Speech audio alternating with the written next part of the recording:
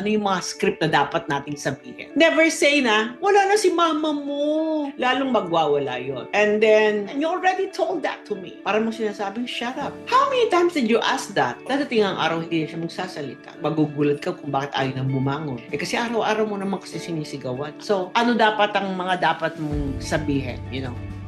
Mismo si mama mo, sabihin mo sa akin, paano kanya inalagaan? Ipakwento mo. I-feel mo, nandito ako, safe ka. You may reassure them that they are in a good company. Upo tayo dito. Sabihin mo, sige, hintayin natin ha. Pagkwentuhan muna tayo. Ano yung techniques behind that? Kaya ako sinabi yun. Yung validation, validate yung concern niya, nare-reduce yung anxiety niya. Yung reassurance na, oh, okay ka lang, nandito ako. The reassurance, it grounds them emotionally. And then, redirection. I-redirect mo yung usapan. Like, upo muna tayo dito. Oh, ang ganda naman ang damit mo.